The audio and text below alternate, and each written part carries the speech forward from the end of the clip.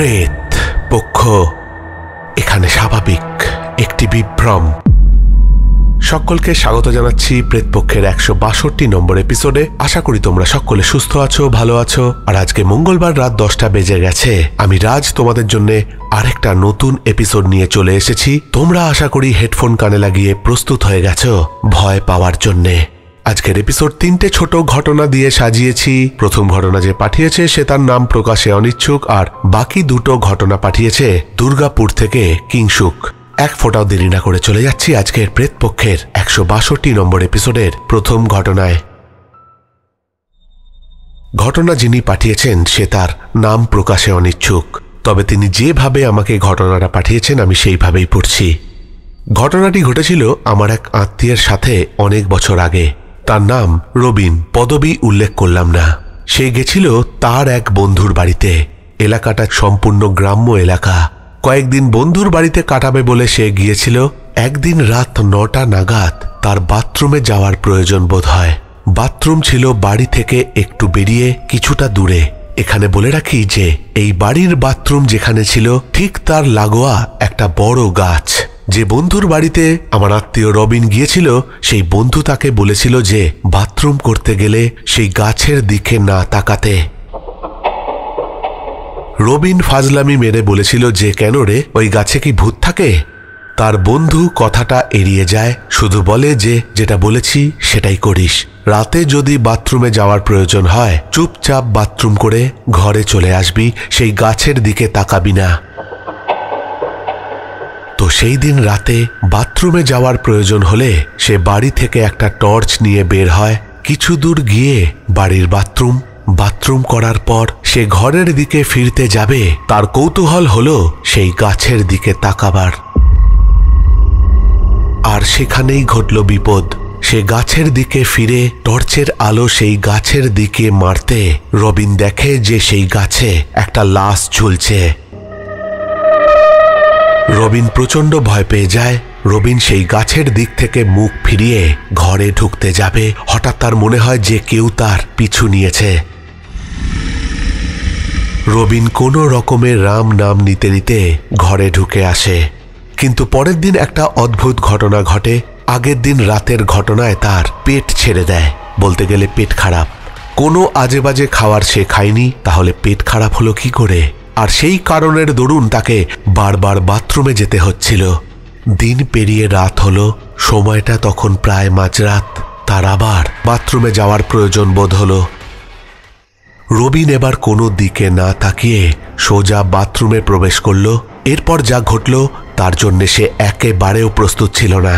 সেই বাথরুমের টিনের চাল, তার মনে হতে লাগলো সেই টিনের চালের ওপর কেউ কিছু একটা ফেলছে। খুব সম্ভবত পাথর হতে পারে, তাই জন্যে টুং টাং আওয়াজ হচ্ছে সেই টিনের চালে। রবিন বুঝতে পারল যে এ নিশ্চয়ই কোনো অশরীরী আত্মার কাজ।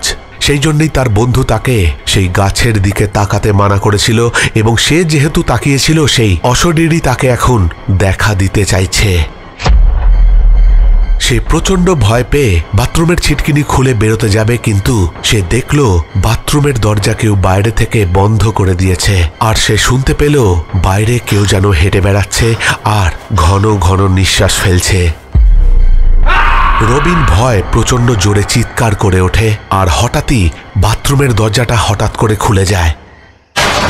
রবিন দিক বিদিক জ্ঞানশূন্য হয়ে দৌড়ে বাড়ির মধ্যে ঢুকে পড়ে। সে ঘরে ঢুকে বন্ধুকে সব কথা বলে। বন্ধু তাকে বলে, তুই নিশ্চয়ই সেই গাছের দিকে তাকিয়েছিলি। রবিন তাকে জিজ্ঞাসা করে যে ওটা কি ছিল। বন্ধু তাকে বলে ওটা কি ছিল বা কে, আমরা কোনোদিন তার নাম বা তাকে নিয়ে আলোচনা এই বাড়িতে কখনোই করিনি, তুইও করিস না। যেটা তুই দেখেছিস সেটা আমাদের বাড়িতে অনেক দিন ধরেই রয়েছে, কিন্তু কেউ যদি তার দিকে না তাকায় সে কোনো রকম ঝামেলা করে না। তুই তাকিয়েছিলি তাই ও তোকে দেখা দিতে চাইছিল। এরপর রবিন সেই বন্ধুর বাড়িতে যতদিন ছিল রাতে শত বাথরুম পেলেও নয় তার বন্ধুকে নিয়ে বা বাড়ির কোনো বড়কে সঙ্গে নিয়ে গেছে। একা যাওয়ার সাহস সেই ঘটনার পর রবিন আর করেনি। প্রেত পক্ষ এখানে স্বাভাবিক একটি বিভ্রম। তো এই ছিল প্রথম ঘটনা। আশা করি ভালো লেগেছে তোমাদের। ছোট্ট একটা ঘটনা শোনালাম, যিনি পাঠিয়েছেন নাম প্রকাশ করেননি। তবে এরকম ছোট ছোট ঘটনাও কিন্তু বেশ সুন্দর লাগে পড়তে। তোমাদের কতটা ভালো লাগলো তোমরা অবশ্যই কমেন্ট করে জানাবে। চলে যাচ্ছি আজকের দ্বিতীয় ঘটনায়। দ্বিতীয় ঘটনা পাঠিয়েছে কিংসুক দুর্গাপুর থেকে। ও আমাকে ঘটনা পাঠিয়েছে, তাই বেশি দেরি না করে চলে যাচ্ছি আজকের প্রেতপক্ষের 162 নম্বর এপিসোডের দ্বিতীয় ঘটনায়। আমার নাম কিংসুক, বাড়ি দুর্গাপুর। এটা আমার মাসির ছেলের সাথে ঘটে যাওয়া ঘটনা তোমাকে পাঠাচ্ছি।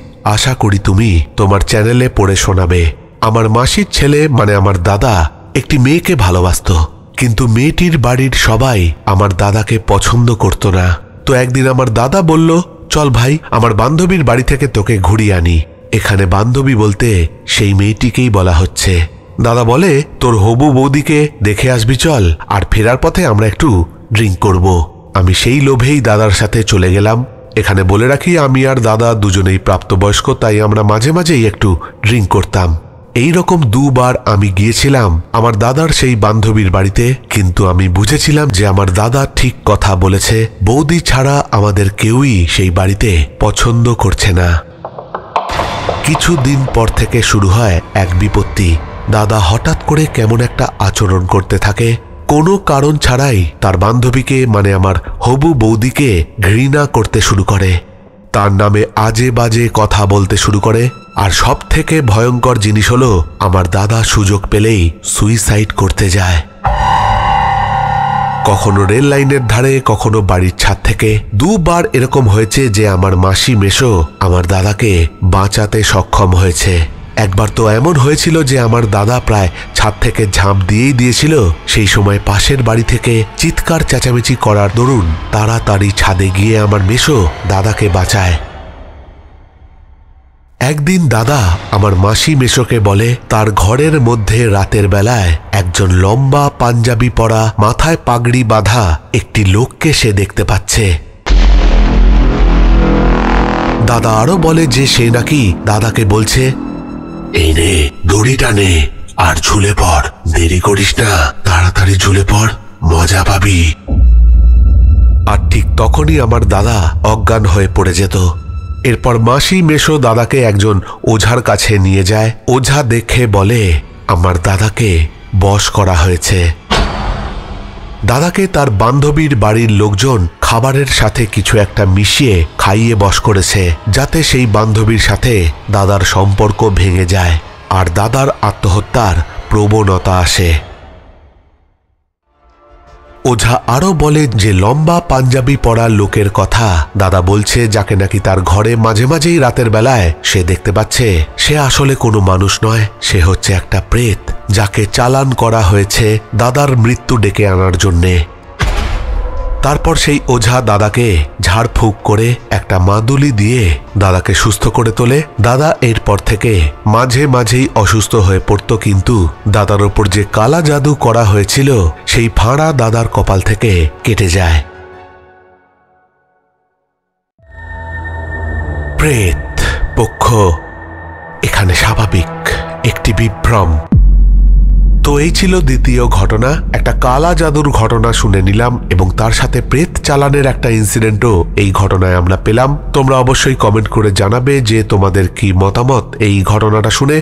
তোমরাও এরকম যদি ঘটনা শুনে থাকো অবশ্যই আমাকে শেয়ার করতে পারো। ঘটনা তোমরা পাঠাতে পারো আমাদের অফিসিয়াল ইমেল আইডিতে pretpokho@gmail.com। যারা ফেসবুক ইউজার তাদের জন্য রয়েছে আমাদের প্রেতপক্ষের ফেসবুক পেজ ইনবক্স, সেখানেও তোমরা ঘটনা টেক্সট করে পাঠাতে পারো। আর সব থেকে সহজ উপায় হচ্ছে হোয়াটসঅ্যাপ নাম্বার হচ্ছে 9432129921। সেখানেও তোমরা ঘটনা টেক্সট বা ভয়েস করে পাঠিয়ে দিতে পারো। তবে একটা জিনিস সবসময় বলি যে ঘটনা কখনোই কোনো সোশ্যাল মিডিয়াতে হয়ে যাওয়া ঘটনা পাঠাবে না, কেননা কপিড কন্টেন্ট পাঠালে সেই এপিসোডে কপিরাইট ক্লেম আসবে, আর কপিরাইট ক্লেম আসলে আমাকে সেই ভিডিও ডিলিট করে দিতে হবে। তাই তোমরা দেখে শুনে ঘটনা পাঠিও। চলে যাচ্ছি কিংসুকেরই পাঠানো আজকের তৃতীয় ঘটনায়। শুরু করছি ঘটনা। এটা আমার বন্ধুর সাথে ঘটে যাওয়া ঘটনা। আমার বন্ধুর সাথে আমার একদিন ভূত প্রেত নিয়ে কথা হচ্ছিল। তখন ও আমাকে বলে, এই তুই ভূত দেখিসনি? আমি দেখেছি। আমি ওকে বলি, থামা তো তোর গাল গল্প। ও তখন আমায় বলে, গল্প নয়, দেখলে না একদম শর্ট হয়ে যাবি। তখন আমি কৌতূহল বশত জানতে চাইলাম ব্যাপারটা। ও ও তখন বলল ও একবার গ্রীষ্মকালে ছুটির সময় গ্রামের বাড়িতে ঘুরতে যায়। সালটা ছিল 2006।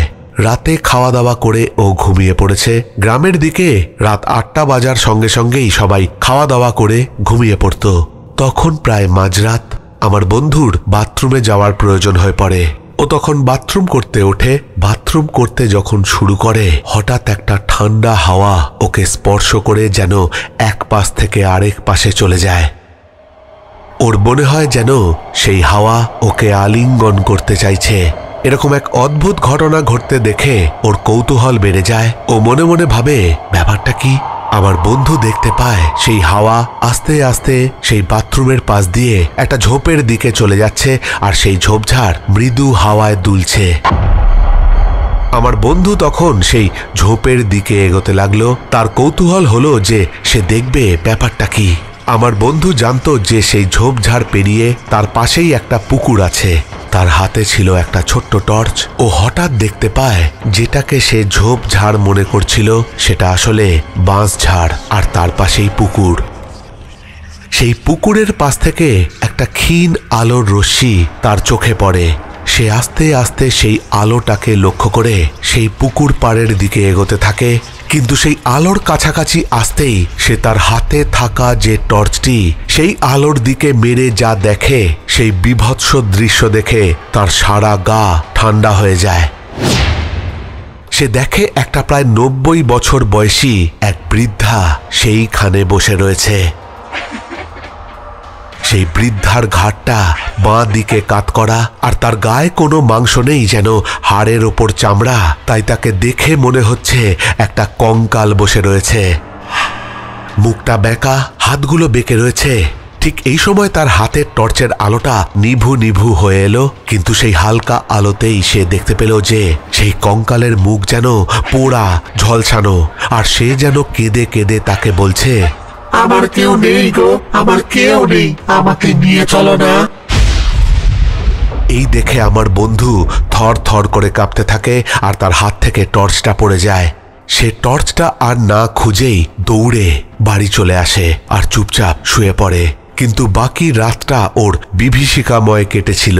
ওর সবসময় মনে হচ্ছিল সেই বীভৎস মুখ ওর মুখের সামনে ভেসে উঠছে আর বলছে, কেউ নেই গো, আমার কেউ নেই, আমায় নিয়ে চলো। পরের দিন সকালে ও সেই জায়গায় গিয়ে টর্চটা সেখানে খুঁজে পায় এবং আমার বন্ধু টর্চটা নিয়ে আসে। তারপর থেকে প্রত্যেক রাতে শুতে গেলেই ওর মাথায় এইসব জিনিস ঘোরাফেরা করতে থাকে, আরো ঘুমের মধ্যেই আঁতকে ওঠে। আরো বলে সেই বুড়ি কঙ্কালছাড় মহিলাকে সে ঘরের মধ্যেই দেখতে পাচ্ছে। সে পাগলের মতো বলতে থাকে, ওই যে দাঁড়িয়ে আছে, আমাকে নিয়ে যাবে, আমাকে নিয়ে যাবে। এই সব ঘটনা দেখার পর আমার বন্ধুর বাড়ির লোকজন বাড়ির সামনে এক বড় শিব মন্দিরের পুরোহিতের কাছে নিয়ে যায়। উনি সব কথা শুনে বলেন, তোমার খুব ভাগ্য ভালো যে সেই প্রেতটি তোমাকে দেখতে পায়নি। তোমার চোখে চোখ যদি ও রাখতো তাহলে তুমি ওর বশে হয়ে যেতে, আর সেই রাতেই তোমার সাথে কোনো অঘটন ঘটে যেতে পারত। তুমি কোনো মতেই বাড়িতে ফিরে আসতে পারতে না। যে মহিলাকে তুমি সেই রাতে দেখেছ সে এই গ্রামেই থাকতো এবং অপঘাতে মারা গিয়েছিল। যেসব মানুষ অপঘাতে মারা যায় তাদের অতৃপ্ত প্রেতাত্মা মৃত্যুর ঘটনাস্থলেই ঘোরাফেরা করে। এই বুড়ি সেই পুকুরে স্নান করতে গিয়ে ডুবে মারা গিয়েছিল, তাই জন্য তার প্রেতাত্মা সেই জায়গাতেই ঘুরে বেড়ায়। এরপর সেই পুরোহিত তাকে একটা তাবিজ দেয় আর বলে ওটা সব সময় পড়ে থাকতে, আর আগামী 6 মাস কোনো নতুন বাচ্চা হওয়া বাড়ি ও শ্রাদ্ধ বাড়িতে না যেতে, তা না হলে তাবিজটা নষ্ট হয়ে যাবে। আমার বন্ধু সেই পুরোহিতের কথা অক্ষরে অক্ষরে পালন করেছিল এবং তারপর তার সাথে আর কোনো ঘটনা ঘটেনি। প্রেত পক্ষ এখানে স্বাভাবিক একটি বিভ্রম। তো এই ছিল আজকের 3 নম্বর ঘটনা।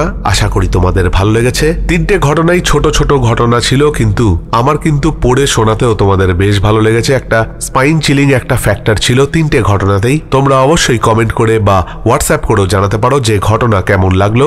চলে যাব আজকের শাউট আউটের দিকে। রিম্পা বিশ্বাস লিখেছে, দাদা আমার রাতে ঘটনা শুনতে ভয় করে, তাই সকালে সব কাজ গুছিয়ে ঘটনা শুনতে বসি, আর ঘটনাগুলো খুব সুন্দর লাগলো, তোমার ভয়েসে আরো অতুলনীয় হয়ে ওঠে। আর আমার কমেন্ট পড়ার জন্য অনেক ধন্যবাদ, লাভ ইউ দাদা।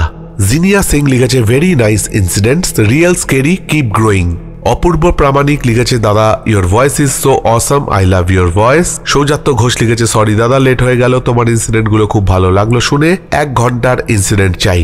সুমিত্রা পট্টনায়ক লিখেছে, প্রেতপক্ষের কাছে এক্সপেকটেশনস অনেক বেড়ে যাচ্ছে, এত দুর্দান্ত সব ঘটনা শুনে এখানে যে বলার ভাষা নেই। যারা ঘটনা পাঠান তারা অসাধারণ সব ঘটনা পাঠান, আর রাজভাইয়ের ভয়েসে দারুণ পরিবেশ তৈরি হয়। আজকে 3টে ঘটনাই দারুণ ভয় লাগলো, waiting for 10K and 200 episode. Chumki Ghosh লিখেছে, এক কথায় আজকের এপিসোড অসাধারণ। পাপড়ি চক্রবর্তী লিখেছে, এসে গেছি রাজদা ভয় পেতে, বেশ কিছুদিন পর এলাম, আজকের ঘটনাগুলো খুব ভালো হবে জানি, তাই লাইক কমেন্ট দিয়ে শুনছি রান্নাঘরে কাজ করতে করতে। এই ঠান্ডায় ভালো থেকো, সুস্থ থেকো। সুতপা নাগ লিখেছে, সত্যি আজকের এপিসোড বাংলাদেশ স্পেশাল এপিসোড হয়ে গেল, বাট আজকের এপিসোড ছিল অ্যামেজিং। লাভলি সুলতানা লিখেছে, দারুণ লাগলো তোমার অসাধারণ ভয়েসে ঘটনা শুনতে। সুকন্যা লিখেছে, সব দিনই ভালো লাগে, আজও ভালো লাগলো। রিয়া 736 লিখে পাঠিয়েছে, হাই দাদা, আমি গত 4 দিন থেকে তোমার চ্যানেলে ঘটনাগুলো শুনছি, খুব ভালো লাগছে, তোমার ভয়েসে খুব সুন্দর, আর ব্যাকগ্রাউন্ড মিউজিক গুলো গা ছমছমে, রাতে শুনতে পারি না, ভয় লাগে, তাই দিনে শুনছি। কেদারনাথ শীল লিখেছে, দাদা প্রথম ঘটনায় শেয়ালের ডাক ভয়ের ছিল। জয়া বণিক লিখেছে, খুব ভালো লাগলো ঘটনাগুলো, কমেন্ট করতে দেরি হয়ে গেল, ভালো থেকো দাদা। সোনাম মালিক লিখেছে, দারুণ দাদা, কিপ গ্রোয়িং। আশিস কোলে লিখেছে, চলে এলাম ঘটনা শুনতে। নন্দিনী দে লিখেছে, খুব ভালো লাগলো 3টে ঘটনাই। স্বর্ণাভ সাধু খাঁ লিখেছে, দাদা তোমার বলা স্টোরিগুলো কদিন শুনছি, সত্যি ভালো লাগছে। শ্রেষ্ঠ সাহা লিখেছে, সবগুলো ঘটনা অসাধারণ হয়েছে। লোপা মিনি ভ্লগ লিখেছে, দারুণ 3টে ঘটনাই সুপার। বিশ্বনাথ দাস লিখেছে, দাদা আমি অপেক্ষায় ছিলাম শোনার জন্য, এপিসোড জানি যে ভালো হবেই, খুব ভালো হবে জানি, আমি তো প্রেতপক্ষের ফ্যান। এই সব কটা কমেন্টই এসছে, ভূত বা পেতনি বলে কিছু হয় না, গ্রাম বাংলার 3টি সত্যি ভৌতিক ঘটনা প্রেতপক্ষের 160 নম্বর এপিসোডকে উদ্দেশ্য করে। তাহলে আজকের মতো এখানেই শেষ করছি, ফিরে আসবো পরের সপ্তাহে নতুন কোনো ঘটনা নিয়ে। ততক্ষণের জন্য তোমরা সকলে ভালো থেকো, লাভ ইউ অল, টাটা।